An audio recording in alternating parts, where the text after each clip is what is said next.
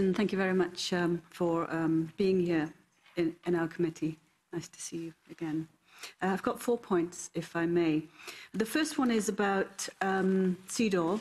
It's 40 years since it was passed, and Beijing, Platform for Action, is 25 years since we're celebrating this year, if it is a celebration. So I was wondering if there was anything being done by the European Commission based on those principles and that law that we've passed so many years ago. So, for example, what I'm talking about is it's a very wide-ranging convention and platform. It deals with all the aspects we've talked about already. But one thing that I'm particularly interested in is tying those things into what's happening at the moment. So, for example, CEDAW allows us to enact, that domestically as well as internationally, measures that remedy past injustices, not just formal inequality, but also inequality in outcome.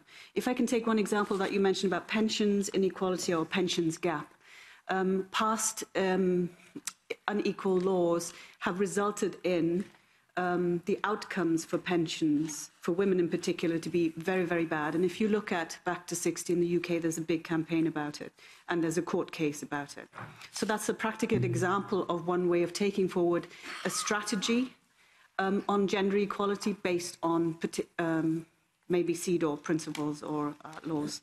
So that's 2 points. One is I'm very happy to hear about the women on company boards, and as you know, European Women Lawyers Association, we worked very hard on that for 3 years.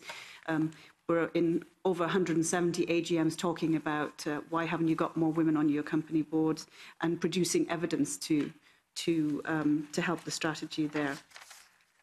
I'm very happy to hear that you're using an example from the UK, especially now difficult circumstances. We won't go into that, but pay transparency does work. But I would urge you also to think about what happens thereafter, because, as you said, pay transparency has to be comprehensive, and there have to be consequences for their not having either pay transparency or there being unequal pay between men and women.